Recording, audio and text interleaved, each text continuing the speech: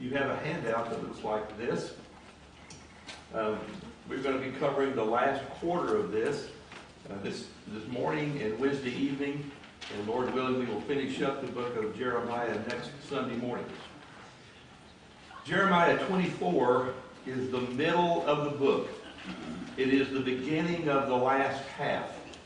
But I want to turn first to Jeremiah chapter 1, because there is a phrase restated in chapter 24, and I want to remind you where it came from. So this book is really about the past. I'm going to say the ungodly past, that their fathers and grandfathers and great-grandfathers committed sins against God. Then the ungodly present, and then the future. The future falls into two categories, but I want to come back to this. There is a quote that occurs in both Jeremiah and in Ezekiel, and here's the quote. It was a common saying amongst the people of the time of Jeremiah and Ezekiel. And the saying is, the parents ate sour grapes, and the children's teeth are set on edge. Now that was a phrase that was disgusting to God, and he said in both to Jeremiah and Ezekiel, you will never use that passage again. The proverb was about all the bad stuff happening to us came about because of what our mamas and daddies and our great-grandmamas did. And he made it abundantly clear that is not the case. The future of this nation was going to be into two pieces. The nation would fail. It would not survive. However, there was going to be a remnant that would survive. The last portion over here is about what I'm going to call rebuilding. In this chapter today, beginning in chapter 24 in just a moment, God's going to show Jeremiah a vision. And I would tell you, without this vision, it would be a little bit hard to understand how did God see this? And who was the remnant? Who were going to be the blessed people, and where did they come from? Jeremiah chapter 1 and verse 10. Someone read that for us, please. Jeremiah 1 and 10. This was Jeremiah's charter. His job when God called him to be a prophet. See, I have set you this day over nations and over kingdoms, to pluck up and to break down, to destroy and to overthrow, to build and to plant. All right? In that text, what did God say to this young man? I'm going to give you a job of doing what? Look at the action verbs. Pluck up, break down, destroy, overthrow, to build, and to plant. He's going to come back in the 24th chapter and say, you remember when you were a young man? Now he's probably middle-aged now, maybe a little beyond middle-age. And he says, you remember when I called you to be a prophet, I told you I was going to have you do all of these things. Now I want to tell you what that means. So I want to pick up in chapter 24 in just a moment. Brother Earl, would you lead us in prayer, please? Father in heaven, we thank thee for this beautiful Lord today, and for this privilege and opportunity that we have as your children to assemble together to serve and worship thee, and to have a Bible study this morning, hoping to gain knowledge and to be better able to serve thee throughout time. Father, we're thankful for your word to guide us and help us to ever be mindful of those that study and prepare themselves to be teachers, preachers of your word, as we pray for each and every member, that we'll concentrate upon your truth and always be ready to present it to others, to explain to them why that we're children of thine, we live in accordance to your word, as we gain help and guide from thee and through your word. Father, we ask you to be with Brother Rick this morning and all the other teachers in this building as we assemble here to gain knowledge from your word and be better able to serve thee in the future. We ask thee, Father, to be with those of our number that are not here because of illness, being shut in. We pray your blessings on them and for your people throughout the world. We're mindful of your people that live on the East Coast and the West Coast going through the storms that they're experiencing at this time. We pray for those that call on thee for help, that you will hear them and bless them with your needed help. We ask you to let us do the further exercise of this Bible study this morning and help us to truly concentrate on your truth and to be obedient to it. Lord, give us some guidance in Jesus' name we pray. Amen. Jeremiah chapter 24. Chapter 24. After Nebuchadnezzar, king of Babylon, had carried away the captives, Jeconiah the son of Jehoiakim, king of Judah, and the officials of Judah with the craftsmen and the smiths from Jerusalem.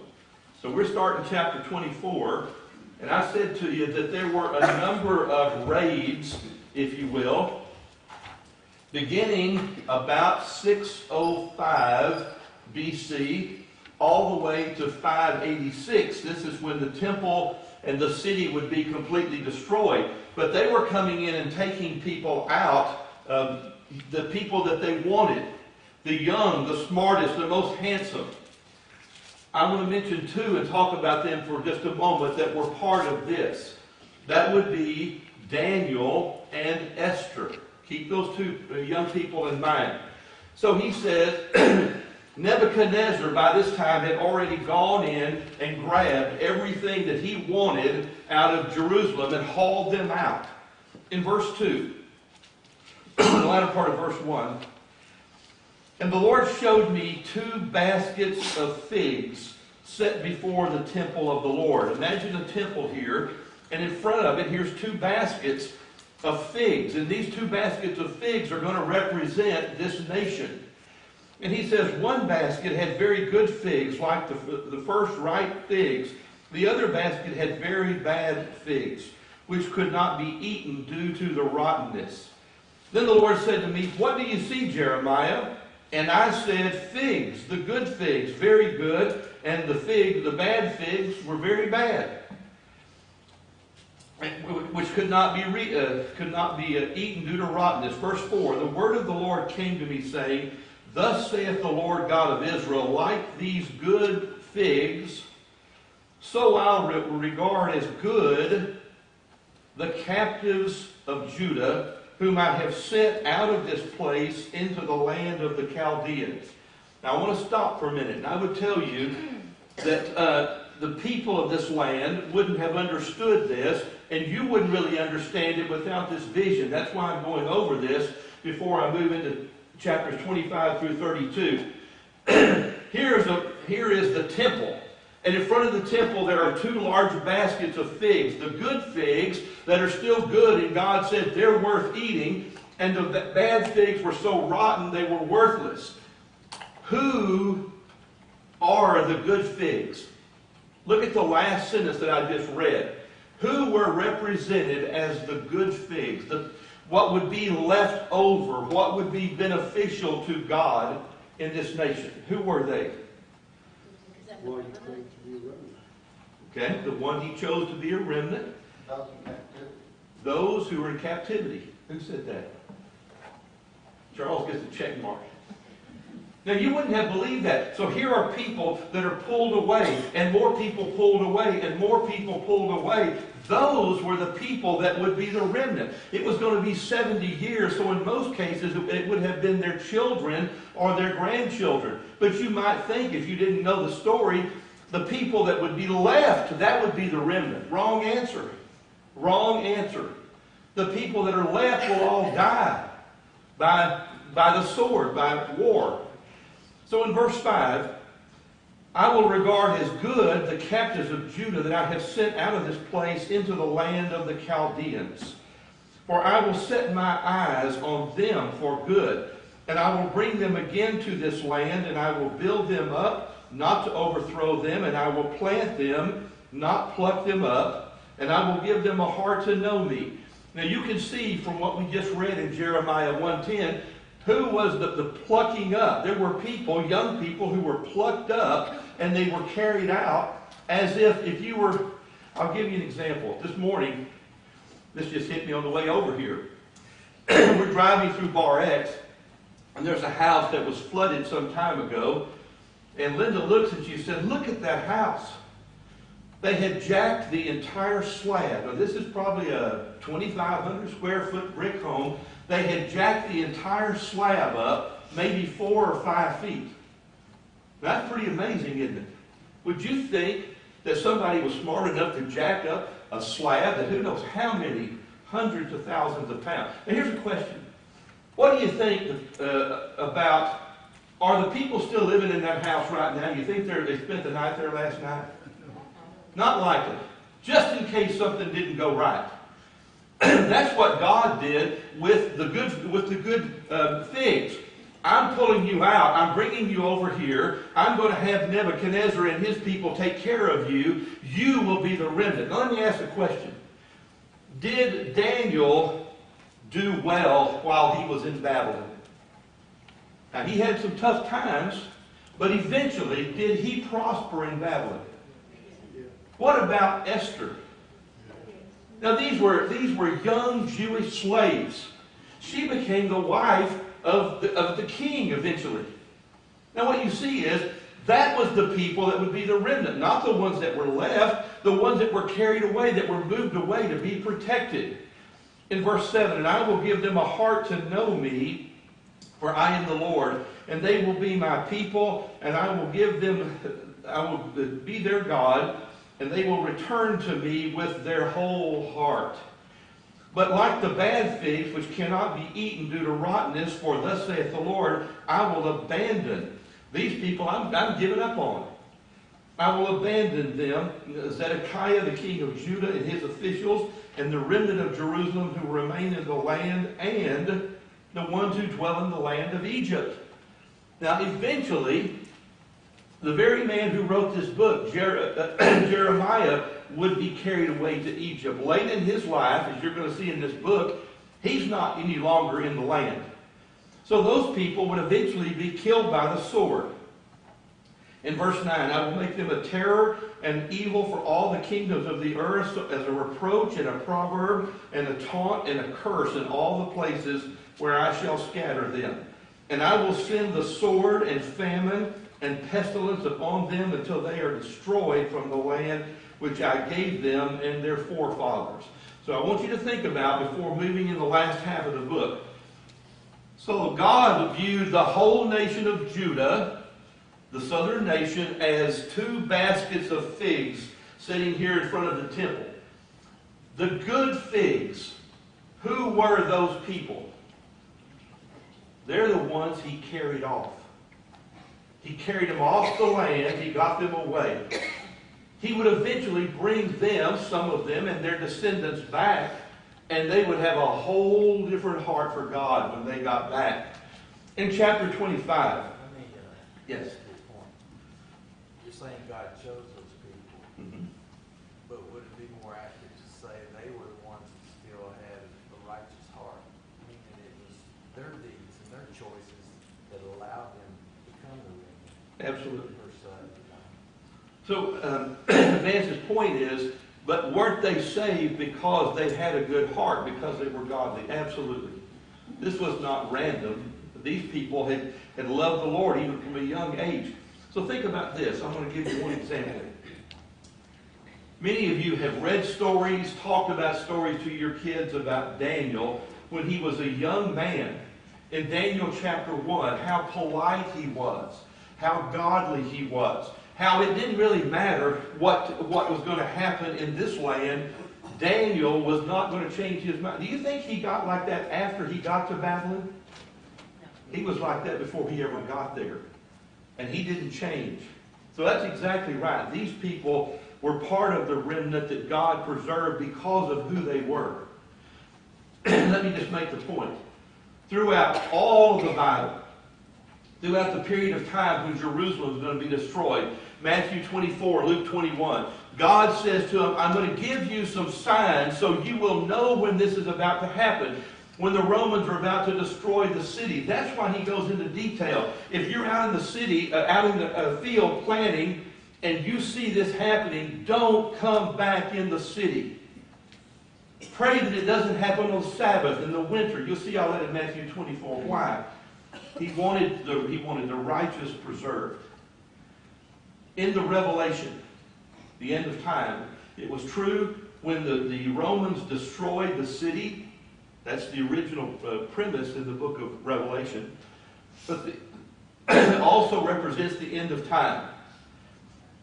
Everybody that was God's was marked. Anybody know where they were marked? On their forehead. Mark on your forehead. I know who you are. I know mine. I know my people. It's a good point. Jeremiah 25.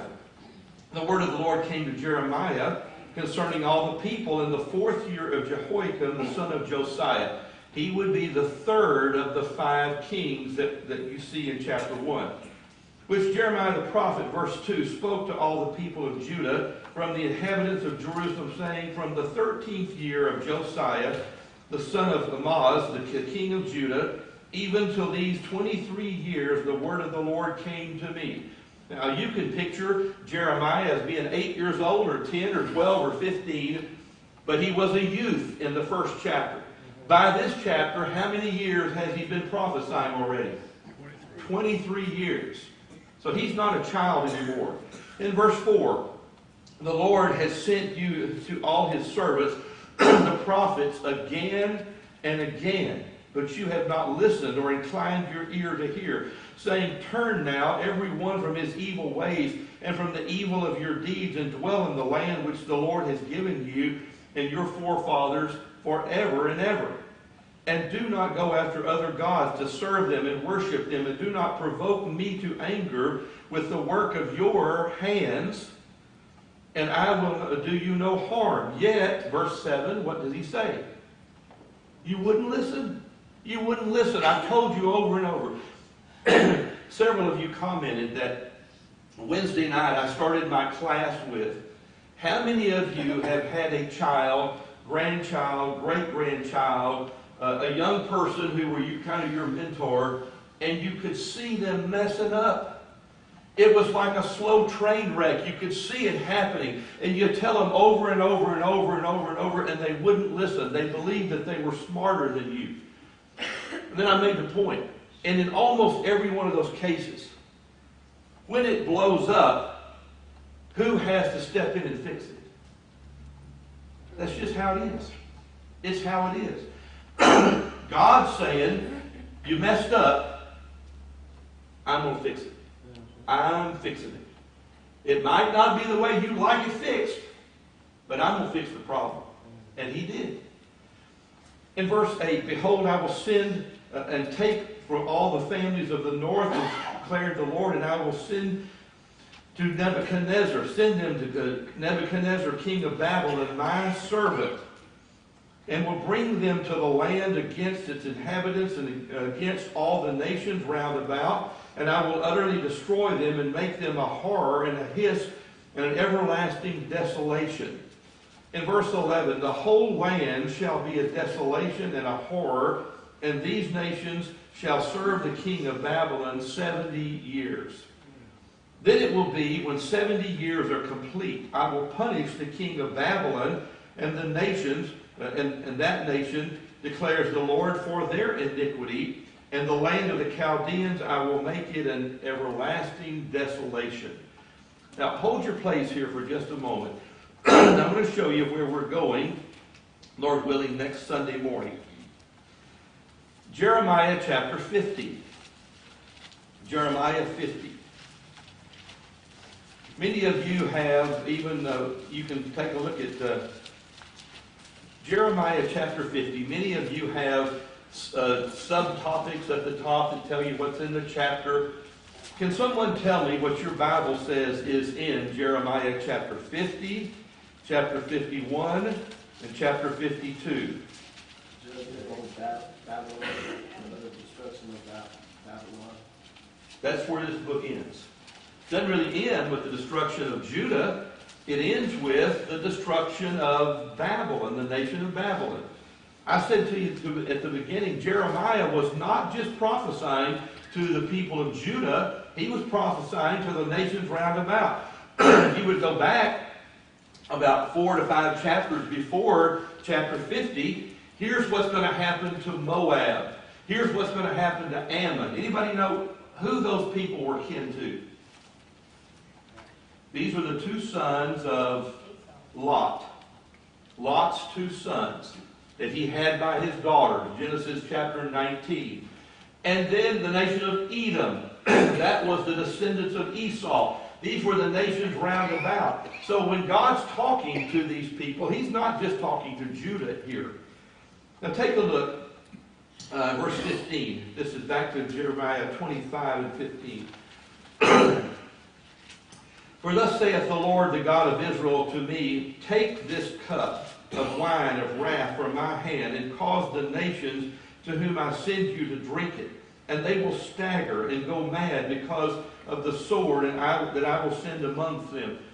Now all of a sudden the plan's not working. But they don't know why it's not working. And they sure don't know how to fix it. So God says, not to worry. Not to worry. I'll fix it. You people made this mess, and I'm going to clean it up. But when it starts happening, they don't know what's going on.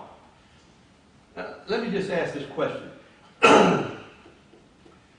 When 9/11 happened some years ago, I just watched a replay of that recently, and the killing of Osama bin Laden, the documentary. Was it a complete and total surprise what happened on September the 11th?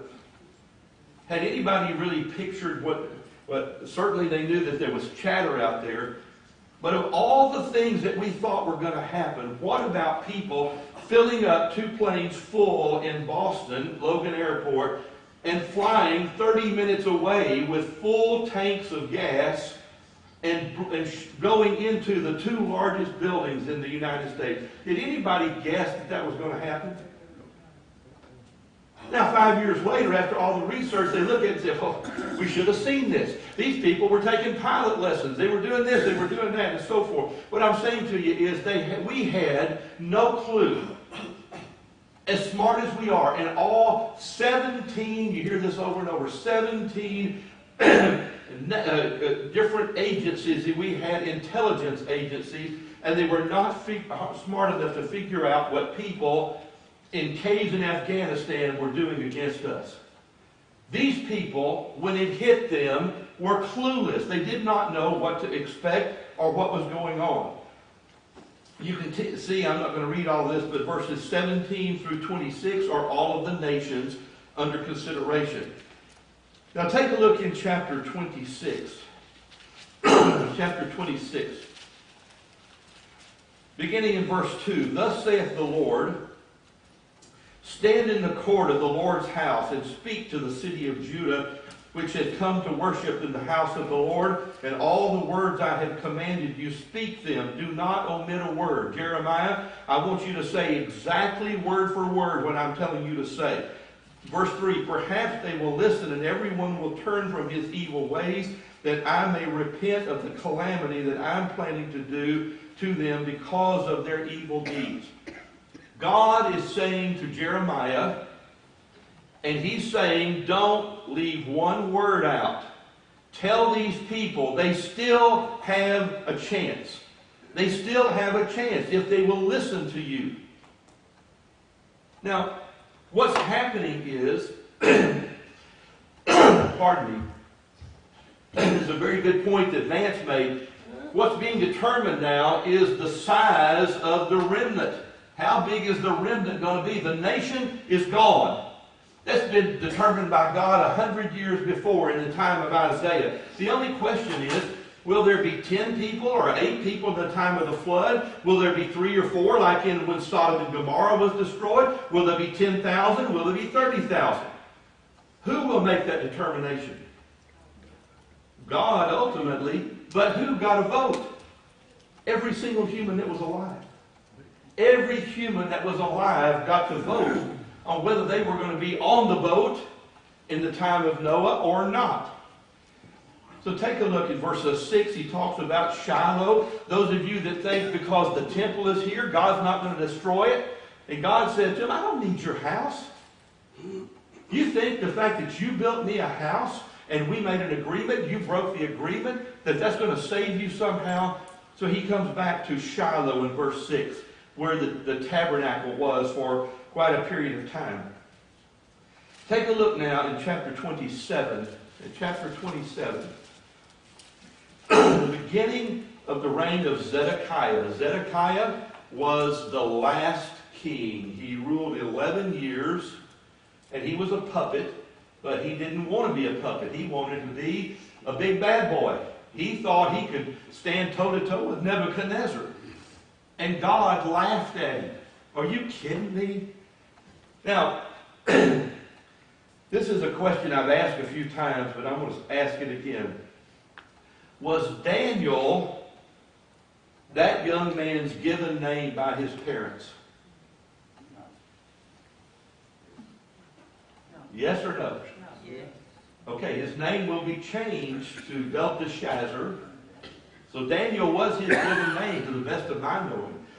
But what about Shadrach, Meshach, and Abednego? No, those were not their names. They were given Babylonian names. Zedekiah was not his given name. It was not his given name. He's like Shadrach, Meshach, and Abednego. Many of you may have this in your footnote, but can somebody tell me what was his actual given, his Hebrew name? Jehoiakim. Jehoiakim. That was the name that his mom and daddy gave him. Zedekiah was a name given to him that was basically Chaldean. So in the verse 1, the word came to Zedekiah from Jeremiah. Verse 2, thus saith the Lord to me, make yourself bonds and yokes and put them on your neck, Jeremiah. And send the word to the king of Edom, the king of Moab. So Edom is Esau's descendants. Moab and Ammon were Lot's descendants. Okay, all part of the land promise that was given to Abraham in Genesis chapter 12. Here's what he's going to say in verse 5. I have made the earth, the men, and all the beasts which are on the face of the earth by my great power and my outstretched hands, and I will give it to the one who's pleasing in my sight. I own everything. It's all mine. In Isaiah, he says, the cattle on 1,000 hills are mine. Every hill's mine. I'm going to give it to who I want to give it to. In verse 6, and now I have given all of these lands into the hands of whom? Nebuchadnezzar. Nebuchadnezzar. That he had called in chapter 25, my servant. Now I want you to think about this for just a moment. One thing I say to you, and I say to a lot of young people, new converts that I study with, if you just see this, you don't have a clue what's happening in heaven. You have no concept of God. You have no concept of things happening in heaven.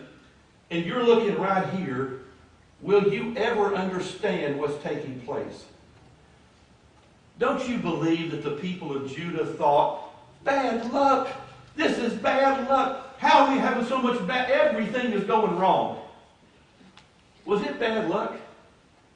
God said, I own the land, I own the people, I own the stuff, and I can give it to anybody I want to give it to, and now I'm telling you, I'm giving it to Nebuchadnezzar. There was no bad luck. Now look a little bit further in verse 6. To Nebuchadnezzar, Babylon, my servant, and I have given it to him the wild animals of the field to serve him, and all the nations shall serve him and his son and his grandson until the time of his land, his own land comes. Then many nations and great kings will make him their servant.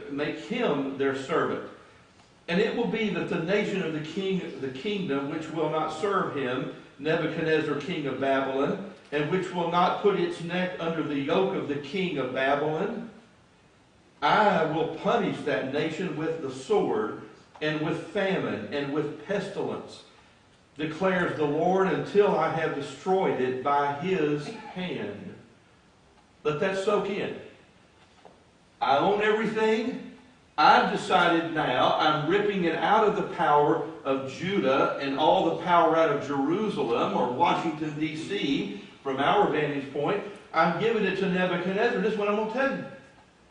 Anybody that doesn't bow their knee and put their head to the ground to Nebuchadnezzar and do what he tells them to do, I'm going to destroy them by famine and sword and pestilence by his hand. That soak in? Verse 9. 27 and 9. But as for you, do not listen to your prophets or diviners or dreamers or soothsayers or sorcerers who speak to you. You shall not serve the king of Babylon. That's what their prophets were saying. It'll never happen. It'll never happen.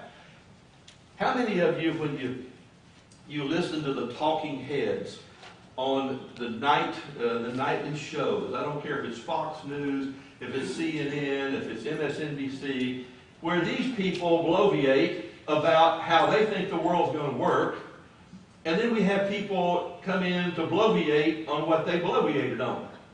And then we have people over here coming over here, and they're going to bloviate on what the people bloviated on, who bloviated what the people were bloviating. How many of them know what's going to happen? How many of them know the future? How many of them know what's going to happen tomorrow? Now, the simple fact is, That they were no different. So these diviners and all of these so-called prophets were saying, it's all right, we're going to make it, everything's going to be fine. A little bit earlier, he says that they were saying, peace, peace, but there is no peace.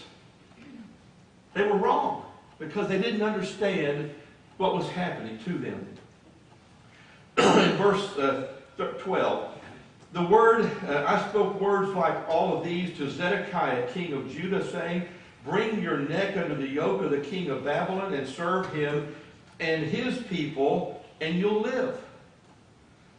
Why will you die, you and the people, by the sword and famine and pestilence, as the Lord has spoken to the nations which do not serve the king of Babylon? So do not listen to the words of the prophets and speak to you, saying, you shall not serve the king of Babylon, for they prophesy a lie to you. For I have not sent them, declares the Lord, but they prophesy falsely in my name in order that I may drive you out of them, and that you may perish, you and your prophets that